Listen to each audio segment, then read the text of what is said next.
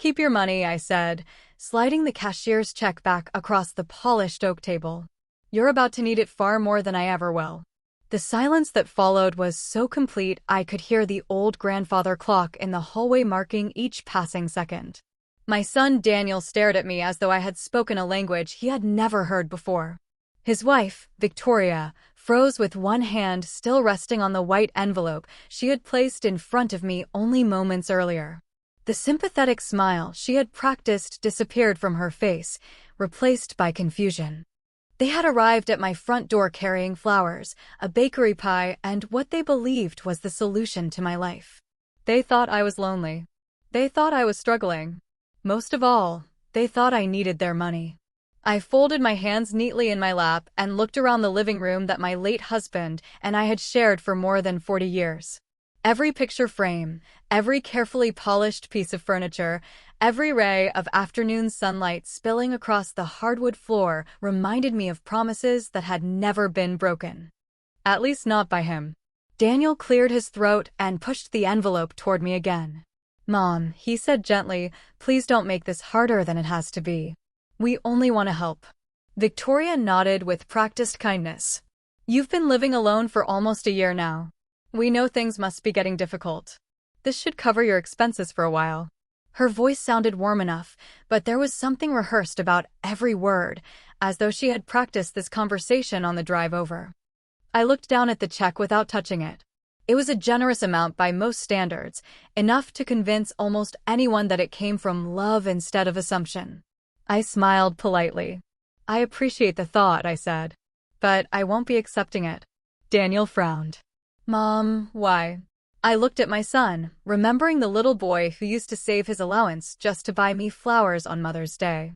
Somewhere between those years and this quiet afternoon, certainty had replaced curiosity and assumptions had replaced conversations. "Because," I answered softly, "you've mistaken simplicity for desperation." Victoria shifted uneasily in her chair. "We've all been worried about you," she said. "You sold your newer car. You stopped traveling. You shop at discount stores now. You even wear the same winter coat every year." I almost laughed. Not because she was wrong, but because she had noticed every outward sign while completely missing the truth beneath it. My life had become quieter by choice, not by necessity. The room grew still again as a firm knock echoed through the front door. Daniel glanced toward the hallway. Victoria's eyebrows lifted. I already knew exactly who had arrived. I stood carefully, smoothed the sleeves of my cardigan, and said with the calm confidence they had not expected to hear, "Perfect timing. There's someone I've been waiting for, and after today, all of you will finally understand why I never needed a single dollar from anyone." Harold Bennett stepped inside carrying a slim leather briefcase that looked as familiar to me as an old family photograph. He had been my husband Thomas Collins's attorney for more than 3 decades, and after Thomas passed away, he had quietly become one of the very few people who still looked at me without either pity or unnecessary concern. Daniel stood to shake his hand while Victoria offered the polite smile she reserved for people she hoped would agree with her. Harold greeted them warmly before turning toward me with a small nod that said far more than words ever could. I invited everyone back into the living room, but before Harold opened his briefcase, my thoughts drifted back almost 11 months to the weeks after Thomas's funeral. Those first mornings alone felt strangely peaceful rather than frightening. I still woke up before sunrise, brewed a pot of coffee, and sat on the back porch listening to birds settle into the maple tree that Thomas had planted the year Daniel was born. The silence never bothered me because it was filled with memories instead of emptiness. I stopped buying expensive clothes because I no longer had board dinners or charity galas to attend. I traded my luxury sedan for a reliable used compact car because I drove fewer than 20 miles most weeks. I clipped grocery coupons because I had always enjoyed stretching every dollar, even during the years when money was never a concern. To me, those were ordinary choices. To everyone else, they became evidence that I was falling apart financially. The phone calls slowly changed. Friends asked if I needed help paying bills.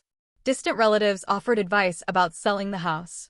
Daniel began insisting that I should move into a smaller place closer to him. Victoria was always careful with her words, but every suggestion pointed in the same direction. She praised modern senior communities with fitness centers and organized activities. She mentioned how much easier life would be without yard work. She reminded me that maintaining a large home alone was expensive. I listened with a smile because arguing would have required explaining a truth I had promised to keep private. Thomas had always believed that real character only appeared when people thought no reward was waiting for them. A few weeks before he passed away, while we sat together watching the first snowfall of winter through our living room window, he held my hand and asked me to make one promise. He told me that if anything happened to him, I was not to explain our financial situation to anyone, not even Daniel, unless it became absolutely necessary. At the time I thought grief was making him overly cautious, but I agreed because I trusted him completely. Looking back now, I realized he had not been testing our investments or our legal plans. He had been testing the people we loved. Harold finally placed his briefcase on my coffee table and slowly unlatched the brass locks. Daniel leaned forward with curiosity while Victoria folded her hands neatly in her lap, confident that whatever was inside would simply confirm everything they already believed. They had no idea that the quiet decisions I had made over the past year were never signs of hardship. They were the first steps in honoring the last promise I had ever made to my husband. Harold carefully removed a thick cream-colored folder from his briefcase and placed it on the coffee table without opening it immediately. He looked first at me, then at Daniel and Victoria, as though measuring whether everyone in the room was ready to hear what had been waiting inside those pages for nearly a year. The afternoon sun filtered through the living room windows, casting long golden lines across the hardwood floor that Thomas had refinished himself decades earlier. I remembered standing beside him with paint on our hands, laughing because neither of us had known what we were doing, yet somehow we had built a home that held together through every season of our lives. Daniel shifted uneasily in his chair. He had always hated silence, especially when he could not predict what would come next. Victoria finally spoke, her voice soft but impatient. She said she hoped we could settle everything today because she wanted me to have peace of mind. I nodded politely, although I realized we had very different ideas about what peace actually meant. Harold rested one hand on the folder before speaking. He explained that Thomas had organized every detail of his estate years before his health declined. He had updated documents regularly, reviewed investments carefully, and insisted that every instruction be carried out exactly as written. Nothing had been rushed. Nothing had been forgotten. Daniel looked surprised. He admitted that his father had never discussed those matters with him. Harold smiled faintly and replied that Thomas believed some conversations were meant to happen only when the timing was right. Those words settled over the room like a quiet reminder that my husband had always been a patient man. I found myself remembering one evening shortly before his passing when we sat together on the back porch, watching the last light disappear beyond the trees. He told me that wealth could solve many practical problems, but it could never reveal a person's heart. Only patience could do that. At the time I thought he was simply reflecting on life. Now I understood that he had already seen something I had not. Victoria leaned forward and asked whether the house would need to be sold. Harold answered calmly that no decisions would be made until every instruction had been reviewed. She quickly apologized, saying she was only thinking about what would be easiest for me. I thanked her for her concern, although I quietly wondered why everyone had spent so much time discussing what I should give up instead of asking what I truly wanted. Harold finally untied the ribbon around the folder and opened the first page. His expression remained composed, but I recognized the look in his eyes. It was the same expression he had worn after Thomas's funeral when he assured me that the future would unfold exactly as my husband intended. As Daniel and Victoria leaned closer, expecting simple answers, I realized they were about to discover that the story they had built in their minds was missing its most important chapter. Harold adjusted his glasses and slowly turned the first page toward himself instead of toward the rest of us. He did not rush, and somehow that calm pace made the room feel even quieter. Daniel rested his elbows on his knees, waiting for an explanation that he assumed would be simple. Victoria sat perfectly still with her hands folded together, but I noticed the way her eyes followed every movement Harold made. She had always been attentive whenever paperwork appeared. Harold began by reading a short statement Thomas had written years earlier, explaining that every decision within his estate reflected careful planning rather than emotion. My husband believed that good judgment required patience, and he wanted every instruction carried out exactly as written. Hearing those familiar words felt like listening to his voice again.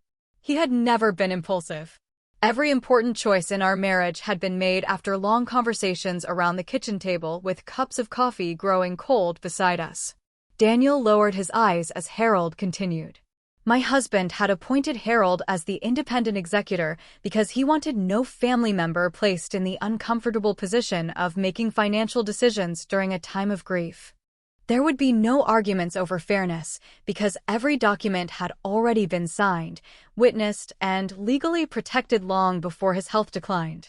Victoria finally asked whether there was a summary that everyone could review together. Harold smiled politely and answered that every page mattered because Thomas believed context was just as important as conclusions. I could almost see the disappointment she tried so carefully to hide. She had expected quick answers. Instead, she was receiving a carefully written story that unfolded one page at a time. As Harold continued reading, I remembered another conversation with Thomas during one of our evening walks through the neighborhood. We had passed families laughing on front porches, children riding bicycles, and neighbors waving across freshly cut lawns. Thomas had quietly said that true generosity was never measured by how much money a person received, but by how they treated someone they believed had nothing left to offer. At the time I smiled without asking what had inspired such a thought. Now those words echoed through my memory with remarkable clarity. Daniel looked toward me and asked why I had never mentioned any of this before. I answered honestly that some promises were too important to break simply because they became inconvenient. He nodded slowly, although I could tell he was beginning to question assumptions that had seemed obvious only an hour earlier. Harold reached deeper into the folder and removed another sealed envelope bearing Thomas's unmistakable signature across the flap. He placed it carefully on the coffee table but did not open it. Instead, he explained that this letter was to be read only after everyone had heard the legal documents in their proper order. The envelope remained untouched between us, yet somehow it became the center of the entire room. For the first time that afternoon, I noticed uncertainty replacing confidence on both Daniel's and Victoria's faces. Whatever they had expected to happen when they walked into my home, it was becoming increasingly clear that they had understood far less about my husband and about me than either of them had ever imagined.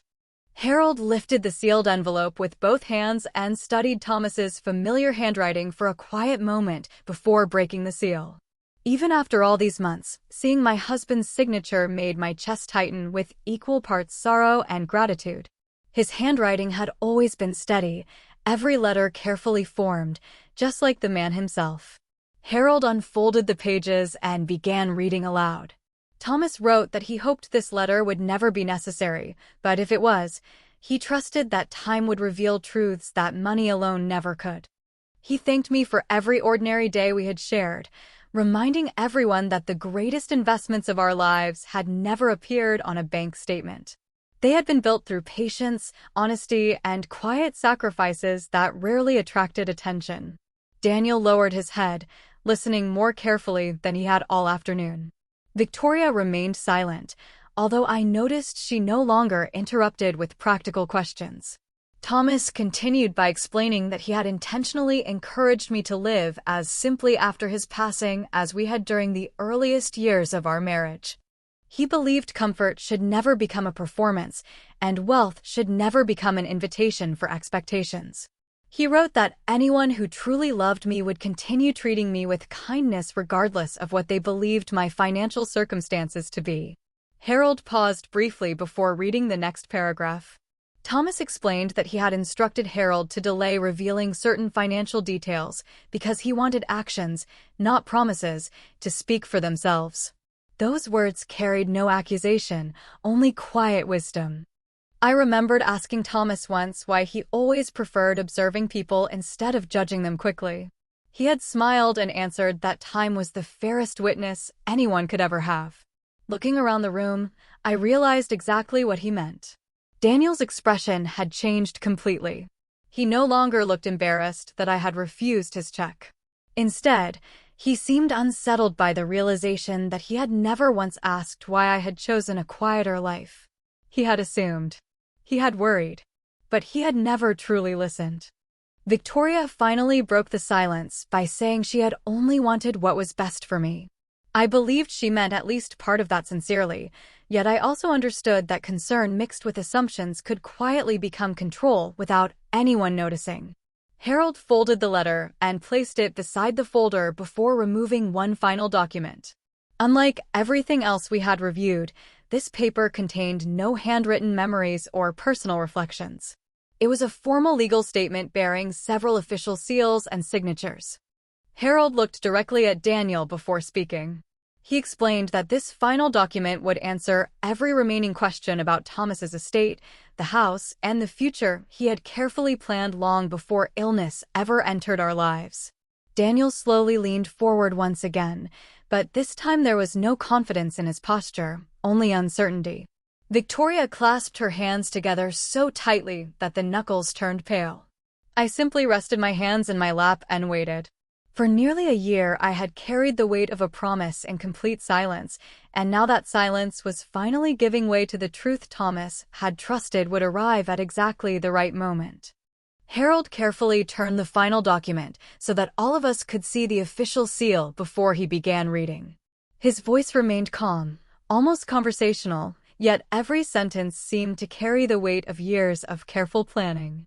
Thomas had established a family trust many years before his illness, long before anyone imagined that one day I would be sitting in this living room without him.